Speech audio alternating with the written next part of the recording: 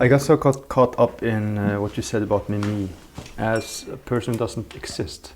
It's just in his imagination. Yes. And that has stuck with me now. I'm trying to look at Puccini and I'm thinking, is this person real or not? Yeah. I'm totally brain damaged.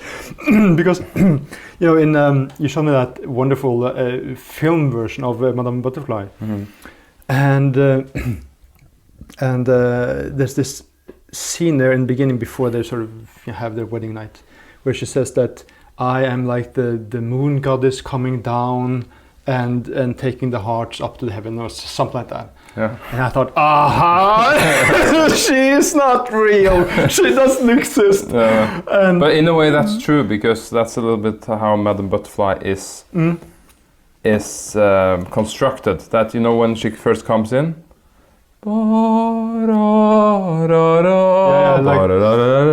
it's as if she's a dream figure. Yes. And she is, as he says, he's just a flower he has picked up in Japan. Like she's a fairy tale but she becomes a real person in the second act, very much so. So she has a transformation where in the first act she's just presented as the donut that the horny Pinkerton sees her, but in the second act you understand, God, she's real. So I think that's fairly similar. Yeah, and it's funny too though that there's this similarities also with Ibsen with The Doll's House, where Nora is called a different kind of birds or animals, what have you, and Madame Butterfly is, well, she's a butterfly, she's a moon goddess, she's a child. That's also one thing. Yeah. Speaking of that she says, "Love me like a child," something that suits me or something like that, because that is suitable to me or something like that. So it's just sort of a childish imagination, or given that brain damage that you've given me when it comes to if Puccini's characters are real or not. Yeah, but that is a personal theory of mine that I haven't read it or heard it anywhere. No, so it's original. They have many levels. I mean, in La Bohème, on the surface level, of course, Mimi is a prostitute, but they don't talk about it, of course, but how the hell does she make a living? She does make a living out of those flowers, because that's just what he wants to hear. Yeah. But it's, when she has been out with Musetta and then she was picked up. You can sense that she was together with someone, and he says about in the second act that the latest man she's with now is a viscount. He says when he's jealous, the third act, and then in the fourth act, Musetta says she has left the viscount. So then it was not just jealousy from Rodolfo, loose jealousy. She's actually what we call in Norwegian escortpike. Right. That's how she makes a living, and that's how Musette makes a living. Yeah. Right. I don't think Carl accepts this. I'm not completely convinced. You think she makes a living out of the flowers? No, but I those are some damn good flowers. Yes, you can make living out of flowers. But what do you do? I think no, but I know a man who does. This is going in the wrong direction.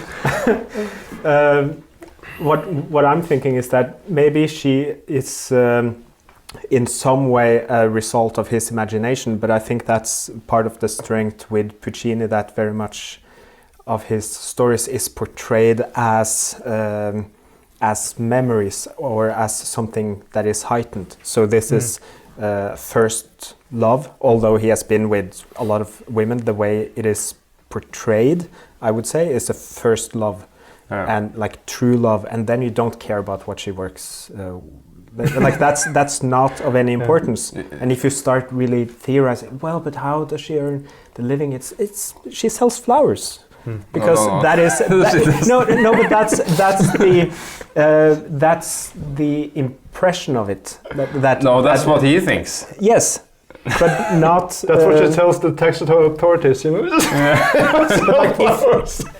If you meet someone and if you meet a girl and you really fall in love, then and she works in the store, like the grocery store, then in your mind she sells flowers and helps people, and everything becomes just beautiful about her. That's how I interpret it. Yeah, but that's interesting too. That you see this exaltation of that other person is typical of someone in love. Mm-hmm. So in that sense, the person is not real. In that sense, she's not real. It's not really the girl that the man is talking about. Yeah, So, right. But it's a way of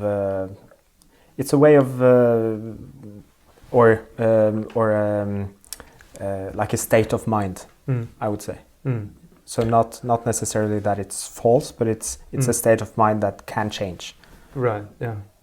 And this comes back to something we talked about it when we discussed Moby Dick, the persona, that mask, and then the figure, the archetypical figure behind the mask. So you can switch back and forth between those. I mean, you could be like Öde saying, this is Rodolfo, just creating her in his mind. Or, as you say, this is Rodolfo, also creating her in his mind, but it's just still a real person.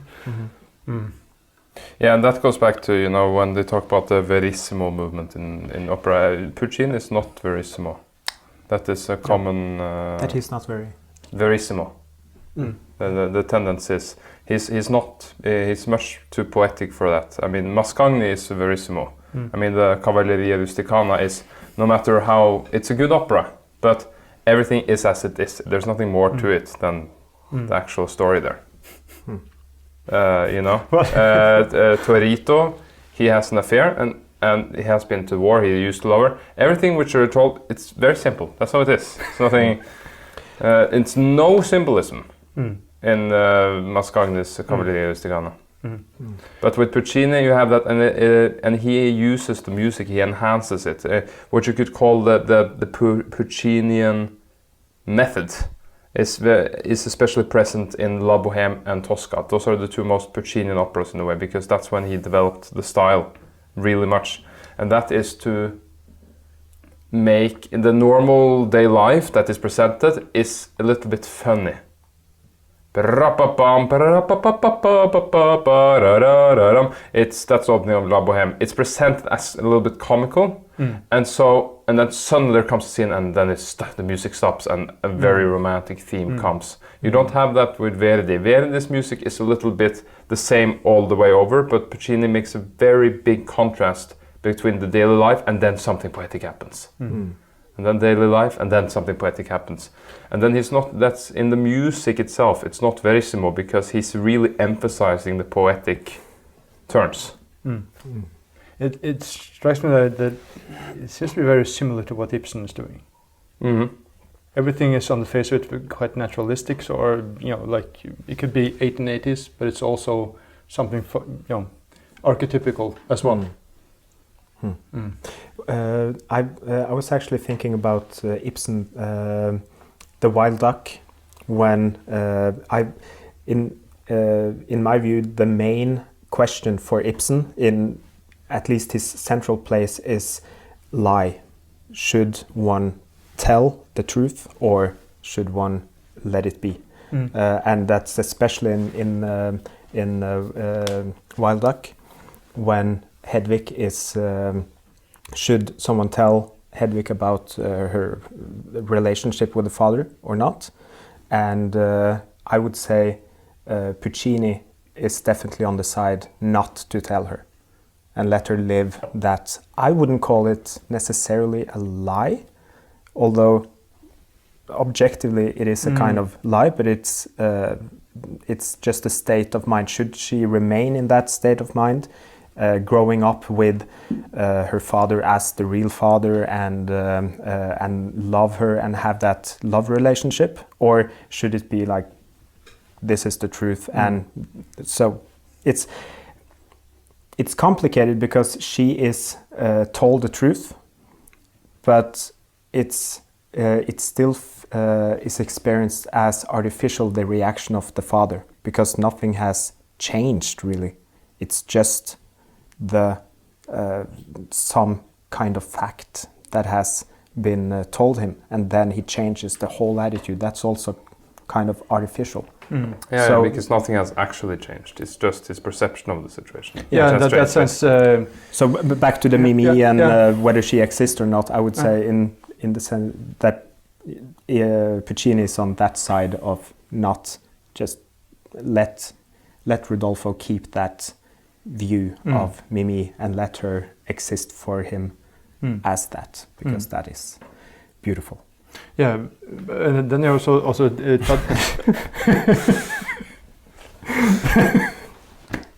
then there was also touching on how you tell the story. I mean, what really struck me with Madame Butterfly is that everyone knows except for her. I mean, it's really clear, and that always. I think she knows too. It's just that she's denying it. Yeah. But there are instances where it seems like she really believes it, but of course she's Trying to convince herself. Yeah. But in any case, this idea of the audience knowing what's going to happen, and yeah, that was my point with Puccini, especially Madame Butterfly. It's extremely clear what is going to happen all along. I mean, there's no secret at all. And you would think that would make it all kind of flat, and it's like, okay, well, no, and finally she kills herself. But he manages to keep that suspense, and I think also that that part is like almost 1.5 hours into the opera, where the letter comes from Pinkerton, and the consul tries to read the letter to her, and she's like, what is he saying? And then Did he really call me sweetheart? and then there's a long tirade there. Okay, getting back to the letter, and then there's a long tirade, and getting back to the letter. Speaking of her denial, then you get that scene where she finally sort of admits or realizes whatever that he has forgotten me, and then blah blah blah. But could he forget this? His child, and well, we're laughing now, but it's really, if you don't know the story, that is extremely strong. Yeah. And it's not a lot of things going on. It's like that all that waiting, and then here the child, and that really ups the game when it comes to the consequences of this relationship. Yeah. But it's fantastic. It's like up of the hat, the rabbit comes. It's like, the child. Yeah. It's amazing. I mean, it's amazing storytelling.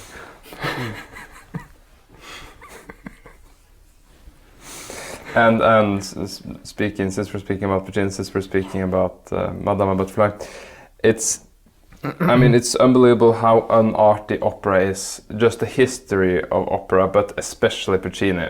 Puccini is he's like the crescendo of the opera, really. But thinking about the opera's origin, the first opera ever written, 1498. I think it was 1498. It was Daphne. What was his name again? That is not dangerous. But you know why opera was invented? What I heard is they tried to recapitulate the Greek tragedies, right? Because they read that there was music in the Greek tragedy, and that is, they tried to recreate the Greek theater. But of course, then it evolved. But the first opera house was in Venice, and Titian might have gone to it. That's really interesting. His last paintings looks a little bit like opera scenes, but that's another. But what is interesting is that in the opera, it has always been a quite shameless culture. Rossini, for example, when he wrote this Cinderella opera, he had a little bit bad time, and then oh god, I don't have an overture. Okay, I'll just use the overture from that opera I made before. That I think it's the Barber of Seville. I think it's that one, or it was another one. I'll just use that one. Then he used that one, and then he was a little bit. Oh god, I'm not finished with this duet. Okay, I'll just copy that music from that other opera, and then he used the exact same music and just changed the words. But that's a little bit laziness. Rossini was very lazy. I mean, they said. Didn't he retire when he was 40? They said that he retired when he was 37 and spent the rest of his life eating and drinking. Making cooking recipes. But and he would also lie in the bathtub and write the music. And if he lost some notes on the floor, he would rewrite it instead of bending down, because he was so comfortable. So he copied because he was a little bit lazy, but in opera culture in general, that's not dangerous. And Puccini, he copied so much that is unbelievable. In Madame Butterfly, there we have found like 8 traditional Japanese themes, at least, Yeah. in the opera that is mingled in there. In Turandot, it's like at least 16 Chinese motifs, music motifs. And even the main Today theme... that's called cultural appropriation. Yeah. Even the main themes, Puccini was struggling, and then he had a friend who had just been in China. No, he was going to China. Can you get something for me? And he came back with this music box, and he built the entire theme of Turandot on that music box that he brought from Peking. Bang, bang, gong, gong, gong, gong, gong, gong. Wow. And then it's even when Puccini, he even copies himself. When he makes La Bohème, for example, the opening of La Bohème is from his Sinfonia Capricieuse when he was 24 years old. Okay. And he makes La Bohème like at least 10 years later, and he just copies that theme into his opera. So you can find, in all his orchestral works, you can find some things that he has used in operas later. So he's even copying himself.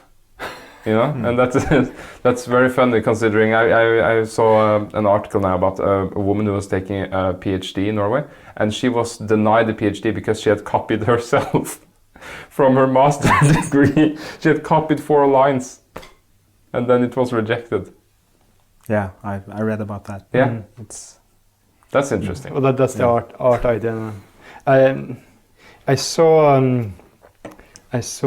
Tosca in the Norwegian opera. It was directed by a Scottish man, but still was kind of it was really a problem. Because I'm thinking of, storytelling. I just saw Deer Hunter, the movie, and scenes stick in my head. But the first time I've seen it now, it struck me as a bit boring. So the scenes were a bit unrelated, and I'm not really movie buff, so yeah, take it for what it is. But it struck me that what I really like are these stories that really go bam, bam, bam, from one to the other, and the causality is really clear, like in The Man for All Seasons or On the Waterfront, or Tosca. And they managed to mess that up in that staging. Because what is so important with Puccini, it's not very many complicated and difficult things going on, but they're extremely effective. So when you have that scene where where Scarpia says, "Finally, you're mine," and he can sleep with her, and then they can leave together. She and Cavaradossi, and of course she kills him with a Tosca kiss with a knife, right?